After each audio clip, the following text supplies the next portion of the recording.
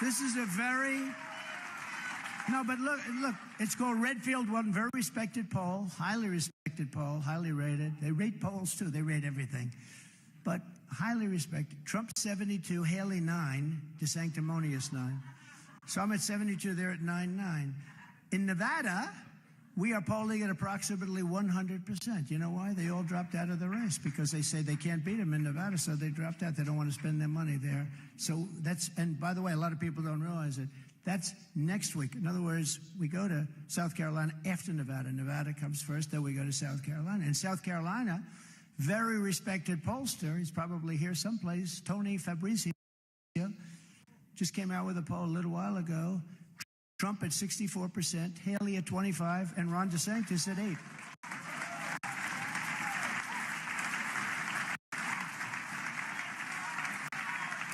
And a poll from New Hampshire, and I don't like saying this because you'll say, oh, let's sit home and watch it, Alice. We don't have to go out. The president's going to win. You can't do that. But I'll give you the number anyway, because I only give you good polls. I don't tell you about bad polls, okay? I never. And in New Hampshire, just came out, I'm given a 93% chance of winning. Here.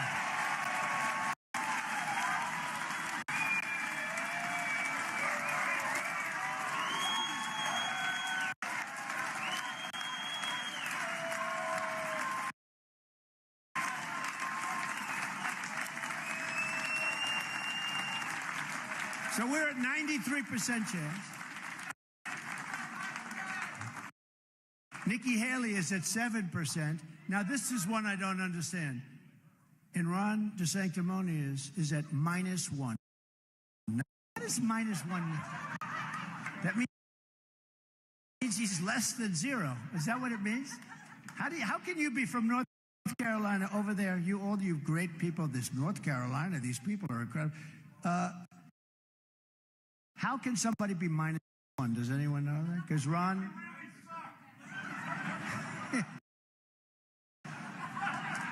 That means they're really bad. But we're leading in New Hampshire, but we just don't want you to take anything for granted. This is what I spent all last week saying. I sort of don't take it, because we want to win by big margins. We don't want to just win. We want to win by big margins. And I think that all of that verbiage, I think it got people to go out and vote instead of sitting home. And you know, they had seriously cold weather. They had record-setting cold weather when you have 30, 40 degrees below zero. That's even cold for your standards, Steve, right? That's seriously cold. But we're also dominating crooked Joe Biden in the general election. We're up 10 points over Biden in the new Harris poll, while Haley is getting crushed. She's getting crushed. The radical left Democrats rigged the presidential election of 2020, and we're not going to let them rig we are not going to let them rig this election. We're not letting them rig the presidential election of 2024, are we? Rigged election. You got to have borders. You got to have borders, and you got to have fair elections. Otherwise, you don't have a country. You got to have both. And we had the greatest border in the history of our country, and within a very short period of time, we had things called like remain in Mexico. How's that? Good? You don't have to know too much. Remain in Mexico, and they remained in Mexico. Mexico said no way, and I said, way, they're gonna stay right there. And we got everything we want, and people said there's no way you can negotiate with Mexico. They're tough, they're good negotiators, but I was able to get everything we wanted, and quickly. You know how I got it too. And I have a very good relationship, by the way, with the president of Mexico, but he sent a representative over. I said, listen, I want a couple of things. I want 28,000 soldiers immediately free of charge to protect our border. He goes, we're not giving you 28,000. Yes, you are. Oh, 100%, 100%.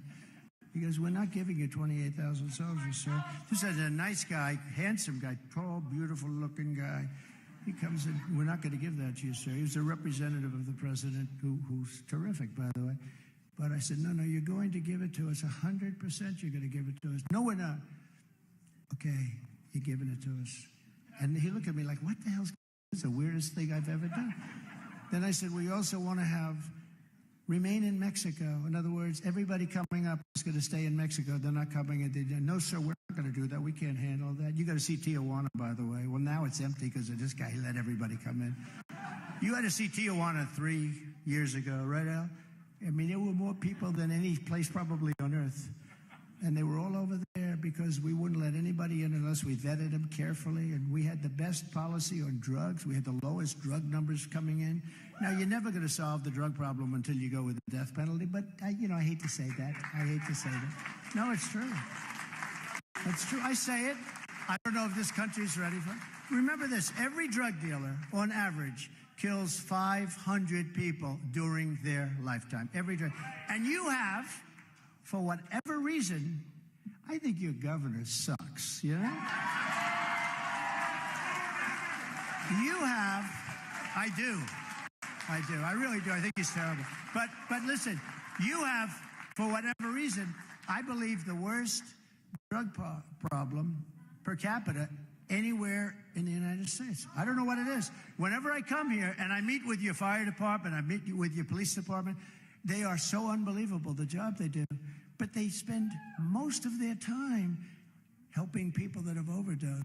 And some pretty good stuff they do a great job. I'll tell you, your firemen, your policemen do an unbelievable job. For whatever reason, and we're going to give police and fire, and fire too, by the way, but we're going to give police and fire, but we're going to give our policemen total immunity. If they stop a crime, they're not going to be arrested and destroyed and their house taken away and their family taken away. We're going to give total immunity. We're going to stop crime in this country. We're going to stop. I have a building at 40 Wall Street. It's a great building, skyscraper, and I have a tenant, a big drug chain is on the bottom of it. And I was there the other day giving a news conference on a fake trial that I'm in. I have all these fake trials. But I'm using the lobby because it's right near the courthouse. Beautiful lobby, beautiful. And I said, what happened to that tenant? Sir, they couldn't survive. Now, we're talking about Wall Street, right opposite the New York Stock Exchange. You don't get a better location. A drug chain, big one. You know the name, I won't give it, but you know the name. They're all sort of like big. And I said, what happened? They said, sir, people walk into the store. They walk into the store with bags, and they just go like this. Shelves we couldn't keep anything in stock. They just robbed us blind.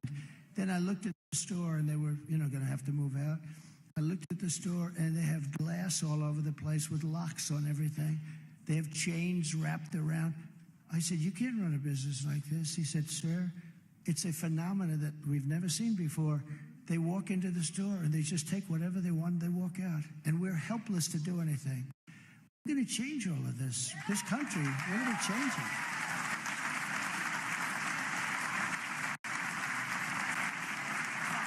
And I lost a good tenant, so I'm not too happy.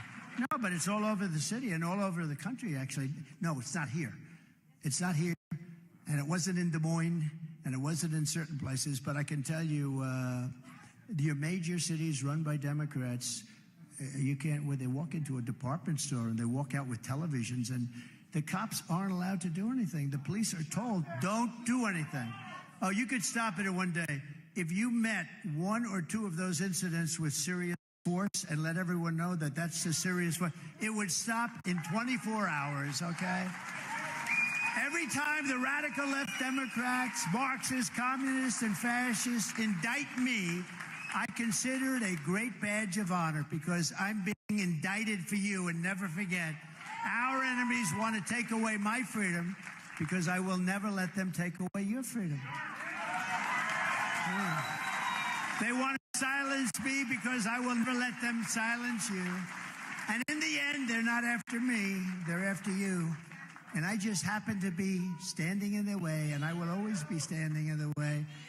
So we're delighted to be joined tonight by some tremendous people, and I just want to call them out because they've been here from the beginning. They've endorsed me, and they've just been great friends of mine. We have a lot of friends in your state. State Representatives Lily Walsh. Lily, where is Lily? Lily, thank you very much, Lily. What a great, thank you. It's such a great honor. Appreciate it. Tim McHugh. Tim, thank you, Tim. Appreciate it. And Clayton Wood. Clayton, thank you very much, wherever you may be. Thank you. Thank you, Clayton. Merrimack County Commissioner David Loveline Jr. Thank you, David. Beautiful. And two people, okay, they've been special to me, friends of mine. I'll give you the Elise Stefanek, Lee Zeldin. And I want them to come up, but they've been special, two special people. They're really brilliant people. Lee, against all odds, came within a few points of winning the governorship of New York. He is so smart. He's such an incredible lawyer, and he almost did it.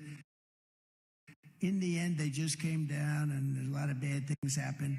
But I'll tell you what, one of the best campaigns that anybody's seen. He almost did it. And today it would happen because it's gone so bad, because today they have 350,000 people living there that weren't there then. They're living in the middle of the streets, and it's a horrible scene. And Elise became very famous because she took on the heads of MIT and Penn and Harvard and did it in a surgical way. Wasn't it beautiful? And, you know, she was a great student. I think she went to Harvard. She was a great student at Harvard. And she's brilliant, and Lee's brilliant. Lee's a brilliant lawyer. And they traveled a long way to be here. And if you don't mind, I'd just like to have them come up and be acknowledged, all right? Elise and Lee Zeldin.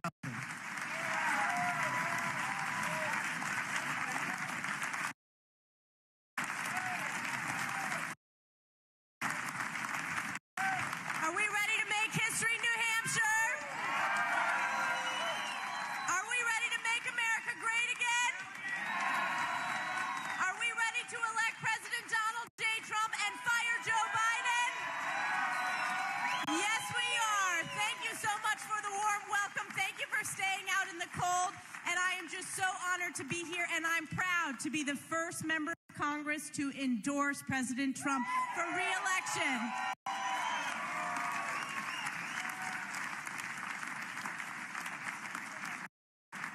And I'm excited to bring up my friend and our amazing, amazing former congressman and our amazing candidate for governor of New York State, Lee Zeldin.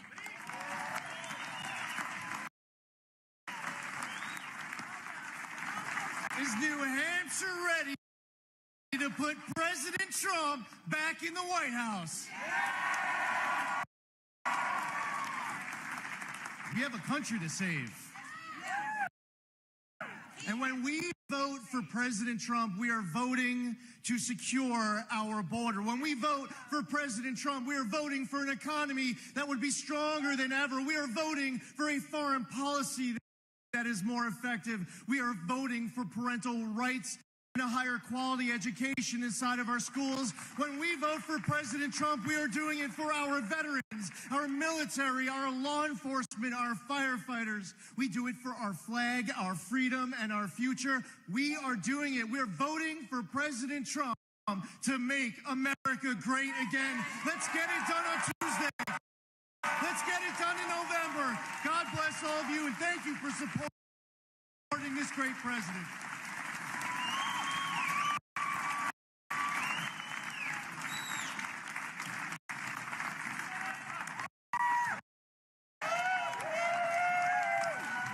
That was pretty good, huh? On day one of my new administration, I will seal the border. I will shut down the invasion of millions and millions of people who are pouring into our country. 3 years ago, we had the most secure border in U.S. history. We built 561 miles of border wall. And with the help of Mexico, we did a job that nobody's ever done before. We had it done. You know, Biden goes to the beach a lot because he's got consultants that say, you look great in a bathing suit. You ever see him in the beach? He's going into... No, you look great in a bathing suit. Some consultant is getting paid probably, give him $1 million a year, and he says, we want to see him on the beach. First of all, I don't want to see a guy that much on the beach because it means he's not working, right? But I don't think he's particularly like... Actually, he's heavier than I thought. I thought he was razor thin. It's only his legs that are razor thin. But you know, they have a gazelle. And he said, this guy looks so good, he's so handsome that he's going to be on the beach as much as we. If he would have gone to the beach, and the problem is, you know those chairs? They're like light aluminum now, right? A child can lift them. They're meant for a child to lift for your grandfather, right? A child. He can't lift a chair. Remember, he used to say, I'd like to take him to the back of the bar. And the press, the fake news said, oh, isn't it so cute? If I ever said that, they'd say, he's a fascist. You know what would happen if he took me to the back of the bar? He'd be in trouble. But you know how I go like this?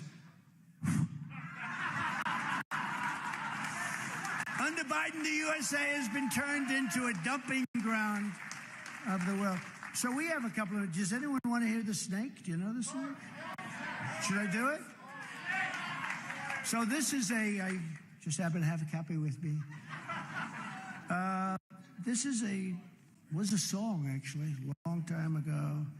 And I sort of changed it around a little bit. It just reminded me of our border and what's happening. And I do this because, and people think it's cute, but most people that are smart say, boy, that's a problem, because this is what's happening to our country at the border. On her way to work one morning, down the path along the lake, a tender-hearted woman saw a poor, half-frozen snake. His pretty colored skin had been all frosted with the dew. Poor thing, she cried, I'll take you in and I'll take care of you. Have you heard this before? And how much do you love it, right? Take me in, O tender woman, take me in for heaven's sake. Take me in, O tender woman, cried the vicious snake. She wrapped him up all cozy in a comforter of silk and laid him by her fireside with some honey and some milk. She hurried home from work that night, and soon as she arrived, she found the pretty snake she'd taken in had survived. Take me in, O tender woman, take me in for heaven's sake. Take me in, O tender woman, cried the vicious snake. She clutched him to her bosom. You're so beautiful, she cried. But if I hadn't brought you in by now, you truly would have died. She stroked his pretty skin again and kissed and held him tight. But instead of saying, thank you, ma'am, the snake gave her a vicious bite. Take me in, O tender woman. Take me in for heaven's sake. Take me in, O tender woman, sighed the vicious snake.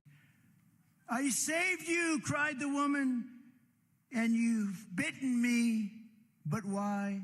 You know your bite is poisonous, and now I'm going to die. Shut up, silly woman, said the reptile with a grin. You knew damn well I was a snake before you took me in. Thank you.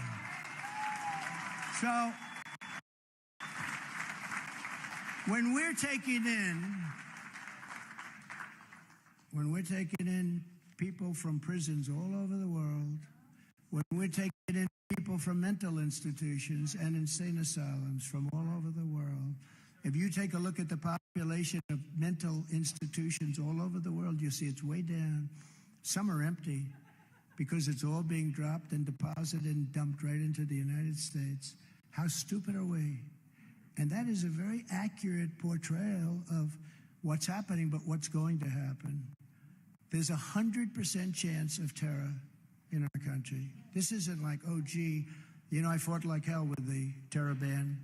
I got it approved ultimately by the Supreme Court of the United States. I didn't want to have people come in from countries that like blowing each other up. And we had no terror for 4 years. We didn't have one incident. We didn't have any. And I could never talk about it. Even during the election, I couldn't talk about it because I didn't want to do that and the following day something happens. I didn't want to even give people ideas. We had no terror. None. We defeated ISIS. We had no terror. Nobody's ever done the job that we've done. But, you know, that is just emblematic. We've taken in people from jails and prisons. You know, there is a slight difference in those words. From mental institutions and insane asylums. We're taking in terrorists at numbers that are massive. They're massive. We're taking in massive numbers of people. We have no idea where they come from. We don't vet them. We have no security. They just pour into our country. It's 100% certain that terrible things are going to happen, and we have no chance. Like Dwight Eisenhower, he was a big deportation president because they were having a problem. By the way, nothing like this. No country's ever had a problem like this. There's never been a problem like this. Nothing like this. But he deported, hundreds of thousands of people that came into our country illegally. And so we're going to, unfortunately, have to have a mass deportation because no country can withstand this. No country. No country can withstand this. So upon taking office, I will terminate every open borders policy of the Biden administration and begin the largest deportation operation in American history. We have no choice. I don't want to do that. I don't want to do that, but we have no choice. It's not sustainable. It's not affordable. We owe $36 trillion. It's not affordable, but it's not sustainable as a country. You see where they're coming in, and in New York, they're actually taking over the schools. They're literally taking the seats of kids that have been growing up in a school, and those kids are being sent to secondary schools in bad locations, and people are sitting in the classrooms that don't speak a word of English, and nobody knows what to do about it. It's not sustainable, and we're going to take people back to where they came from, and we have no choice but to do it. And it's going to be, it's so sad because no matter whether you're a super genius or not a super genius, when you take millions and millions of people, and I believe the number is going to end up being 16 million people by the time this ends. The real number, they give you, 3 million, 4 million, it's a lot of people. But I believe the real number is going to be 15, 16. That's larger than New York State. And they just flow in. There's nobody to even check. There's nobody to do anything. The drug lords, thank you, darling. The drug lords and the people that do this, the human traffickers are, I believe they're among the richest people in the world.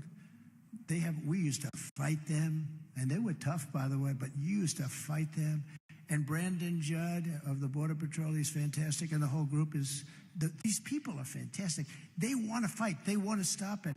They're told you can't do anything. Just let everybody pour in. They are fantastic people. They're patriots.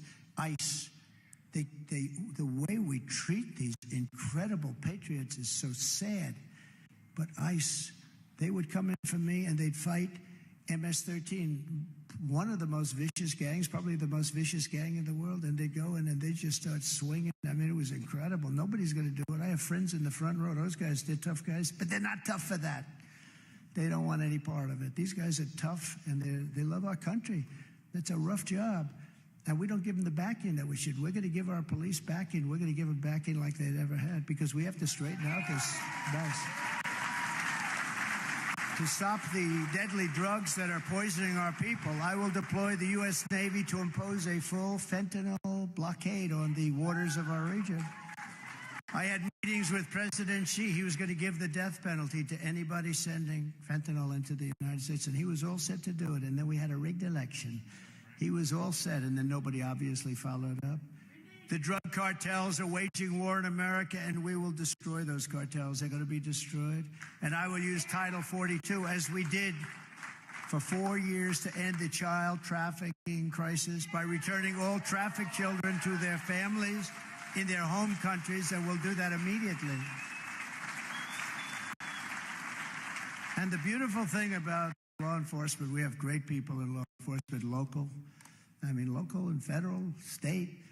But they know all the people. They know all the criminals. They know the good ones, the bad ones. They know everybody. They know them all. They're cops on the beat in some cases, or they're just in the neighborhood.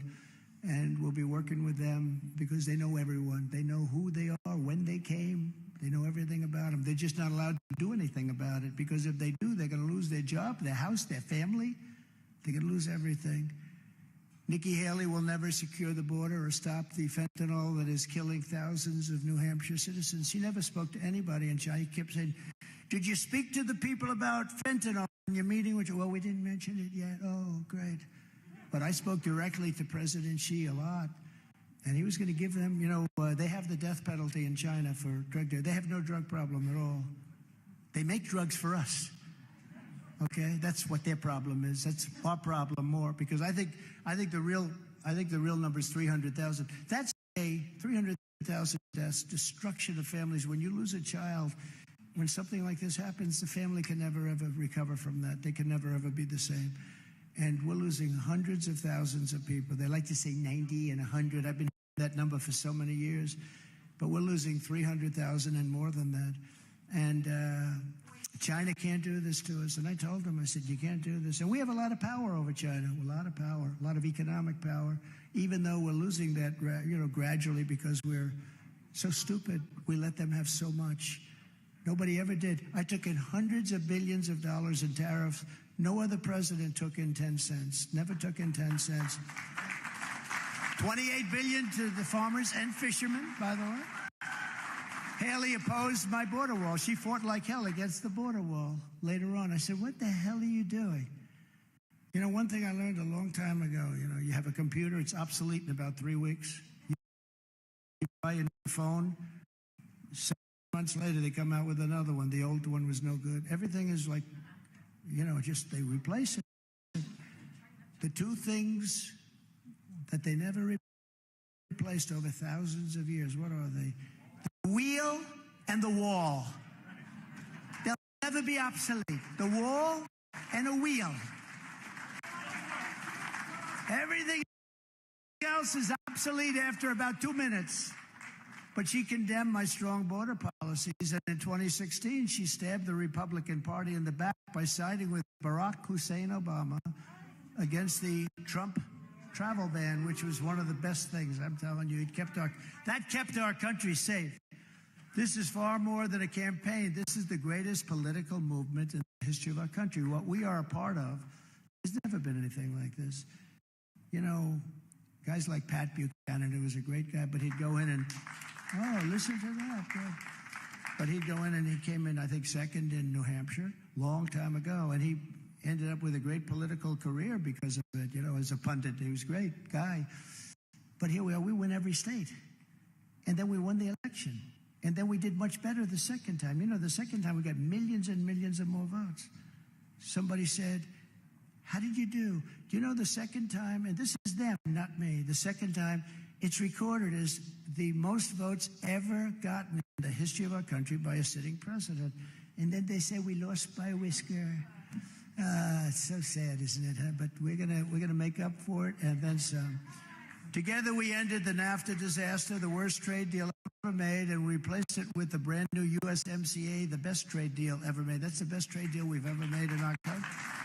And in fact, Mexico and Canada are trying to renegotiate that deal with Biden. And I just say, if you're listening, Joe, don't do it, because they took advantage of us for many, many decades with that horrible NAFTA deal. USMCA, best trade deal. Everyone acknowledges it. I did that one very personally. It was very personal.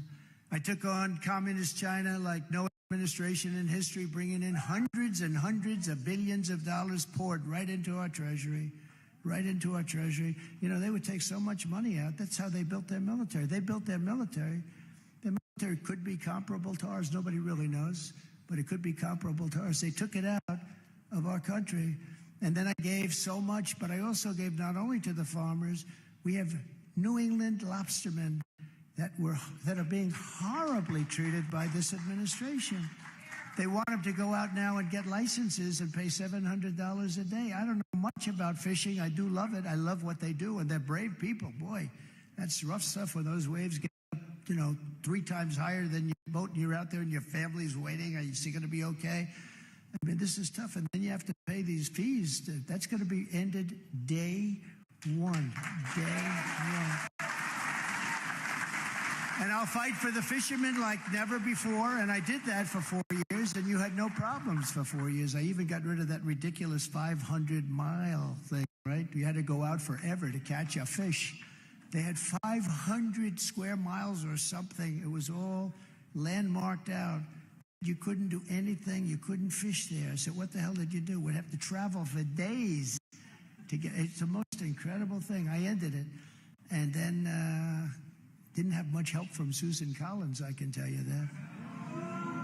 But in Maine, I made that industry. You know, we won that half of Maine. We won something that you're not supposed to be able to do, and I won because of what we did. But I'll put all that stuff right back. They ended it, and the pipeline they ended. We had the Keystone Pipeline that was done. Everybody was working. The head of the union endorsed Biden. He endorsed Biden. And like 1 week in, they ended the Keystone Pipeline, 48,000 jobs that I got approved. But we'll get it all started up again very quickly. And it caused so much problem. Before I even arrive at the Oval Office, shortly after we win the presidency, I will have the horrible war between Russia and Ukraine settled. I will get it settled. I know Putin. I know Zelensky very well. I know them both, and we're going to get it settled. It's got to get settled. It's a bloodbath over there right now. We will restore peace through strength. And by the way, Europe has to pay. They have to equalize with us. We're into Ukraine for $200 billion, and Europe's in there for about $20 billion, and it affects them much more than it affects us. We have an ocean in between. They don't. And we have to equalize. They have to put up an equal amount of money to us, and even there we're being generous. But we're in for so much. They come in and they give them billions and billions of dollars. It's like, how the hell do you do a thing like this? Europe is going to have to put up a lot of money fast, and we have to equalize. Does everybody understand what that means? Because we have very similar economies. If you add up all of their countries, it's about the same size. I'm the only candidate who can make this promise. I will prevent World War III. 100%. 100%.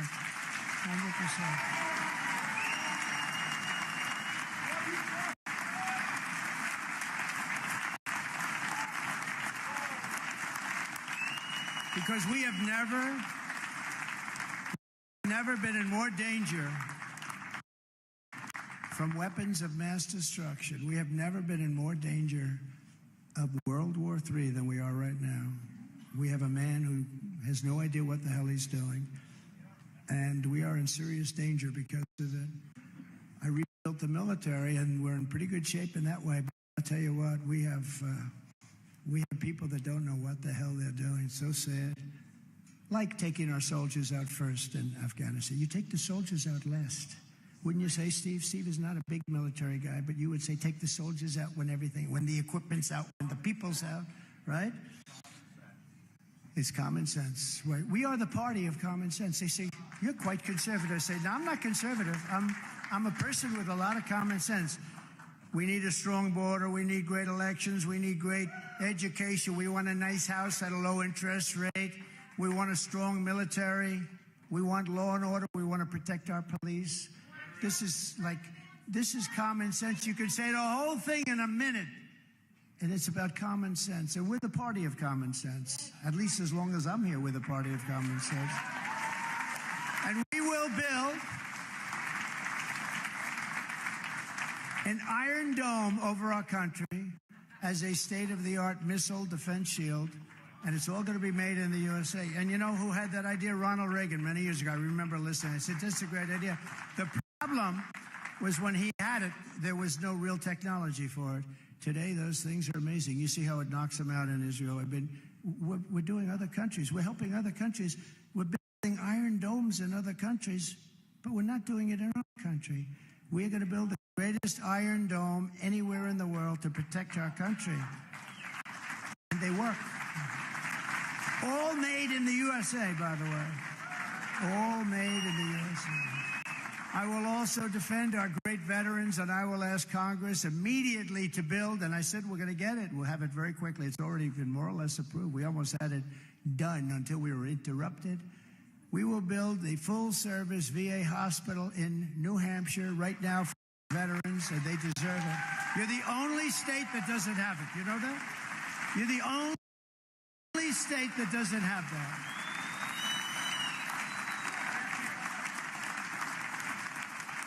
You are the only state that doesn't have a full-service VA hospital. I will direct a completely overhauled DOJ to investigate every radical, out-of-control prosecutor in America for their illegal, racist, in reverse enforcement of the law. How about Fannie Willis? How about Fannie Willis? They indicted many, many people. She wanted to indict many more. She wanted to indict U.S. senators. All they wanted to do is make sure the election was legit, which it wasn't. And then she's Robin Leach, Lifestyles of the Rich and Famous, starring Fannie Willis. Now think of this. How sad is that whole thing? And so many people have been hurt. They've indicted people that are fine people that didn't even know what they're talking about. These are vicious, vicious people. And hopefully that thing now ends, because that's forget about me. There were many, many people indicted. She had a list like 56 people. And all they're doing is they want a fair election. They don't want cheating on the election. It's a disgrace. And now you see this stuff come out, and how bad is that, paying a guy almost $1 million who had zero experience? But it's their boyfriend, and then they traveled all over the world. Norwegian Cruise Lines, oh, isn't that nice? I'd like to do that, I just don't have time. We're going to rebuild our cities into beacons of hope, safety, and beauty better than they have been before, so it affects you a little bit less, but we have to save our cities. New York, Chicago, Los Angeles, Boston. We have to rebuild our cities, and we have to watch the crime, and we're going to take down the crime, and we will do something else that's, to me, very important. We're going to take over the horribly run capital of our nation in Washington, D.C. We're going to clean it up, renovate it. We're going to build and rebuild our capital city so that it's no longer a nightmare of murder and crime. 2 nights ago, 3 people were shot. 3 people. They come to our city and they come to our capital and then they get shot. They're shot every day. They're being shot. We're going to hit them so hard. We're going to hit them with law enforcement so hard they'll never be doing it again. Remember when they got very rambunctious with ripping down our statues? And I passed a law, quickly signed a law, that if you are seen anywhere near, if you're touching a statue, doing anything negative to any of our monuments, you get 10 years in jail, no probation, no anything. And it immediately stopped. It immediately stopped. But we have to save our capital. People can't go there anymore. Can you imagine you're a foreign dignitary, you hear about the United States, and you're driving over garbage. I was there on one of these fake lawsuits about a month ago, and we're driving down the road, and I always used to say, get that road clean, do this, do that. The medians are broken. Medians are falling down. The medians meaning that crap steel that they use all over the place. The stuff, it looks like if the sun hits it, it melts almost, right? Did you ever see that? It's always in bad shape. That's falling in. The roads were in horrible shape. The curbs were all broken and busted. And we're riding over garbage cans that are sitting there for 6 months. You know, you can tell garbage how long it's been there just by looking at it if you're smart. And this is stuff that hasn't been swept up in months. And I say, could you imagine if you're in from major countries all over the world, or minor countries, and this is the United States Capitol, and you're driving over garbage, and there's graffiti and swastikas on columns that are magnificent columns that are bigger than this stage in width, and this is what we're stuck with. No, we have to clean up our country. We have to be proud of our country again. We can't have a capital where everybody is being shot. Oh, you have to hear the stories. People they leave the trunks of their cars open so that when they steal the tires, you can take the tire. Just please don't break my trunk. And that's like one of the more friendly stories, what they're doing. They're invading people's houses. Our capital is a crime-ridden mess. And we're going to take it over because they run it so horribly, and we're going to run it by the federal government, which it should be run by, and we're going to get rid of the slums really fast, and we're going to get rid of all those tents that are all over those beautiful parks, and we're going to make that capital so safe you're going to be dying to go there. It's very important. We'll make it the most beautiful capital in the world. On day 1, I will sign a new executive order to cut federal funding for any school pushing critical race theory, transgender insanity, and other inappropriate racial, sexual, or political content onto the lives of our children.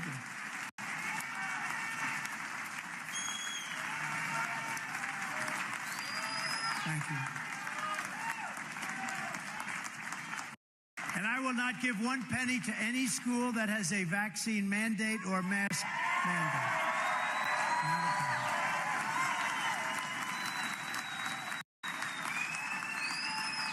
And it's hard to believe I have to say this, but I do, because it's not even believable. I will keep men out of women's sports. Who would think this?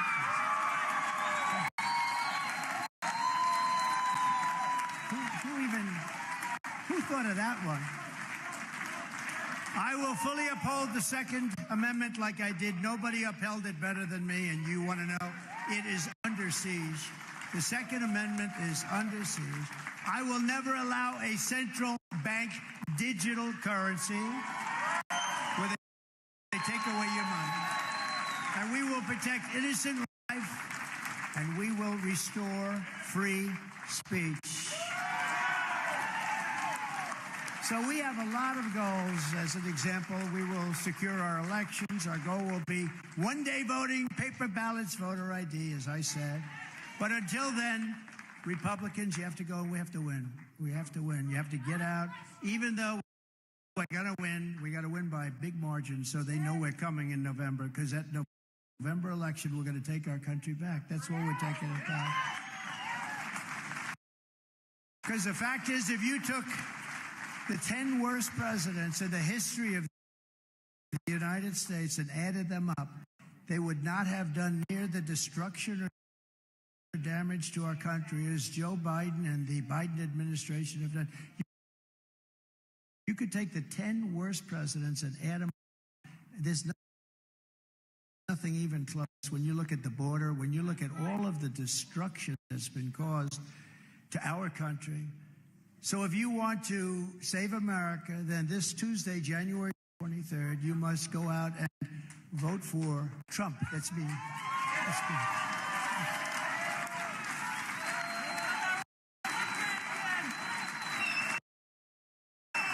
And as I said, the details are...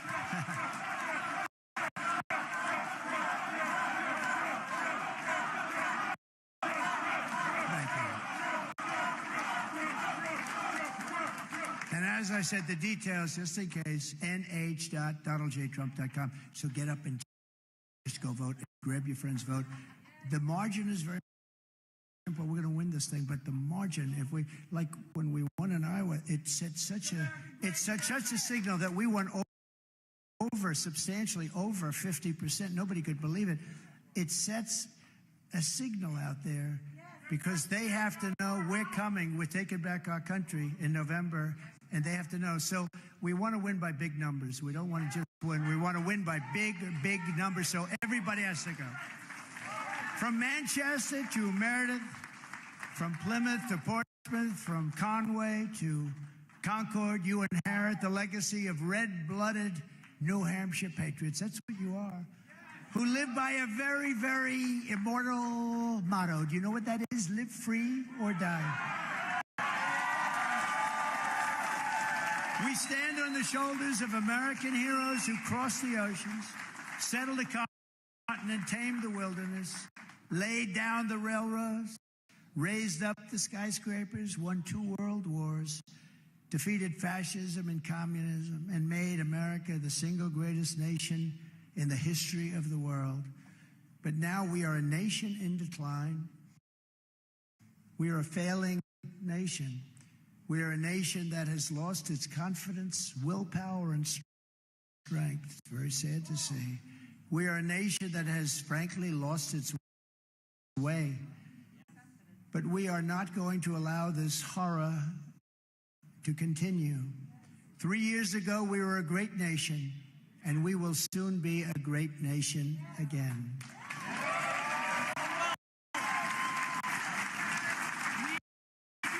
It was hardworking patriots like you who built this country, and it is hardworking patriots like you who are going to save our country. You're going to save our country. We will fight for America like no one has ever fought before. 2024 is our final battle. It's our final battle. With you at my side, we will demolish the deep state, We will expel the warmongers from our government. We will drive out the globalists. We will cast out the communists, Marxists, and fascists. We will throw off the sick political class that hates our country. We will rout the news media, the fake news. We can't stand the fake news. And we will evict crooked Joe Biden from the White House, the worst president in history by far. And we're going to have an election day in 2024 that you will be so proud of. We're going to make our country so powerful, so great, so strong, so safe. The great silent majority is rising like never before. And under our leadership, the forgotten man and woman will be forgotten no longer. They weren't forgotten for 4 years.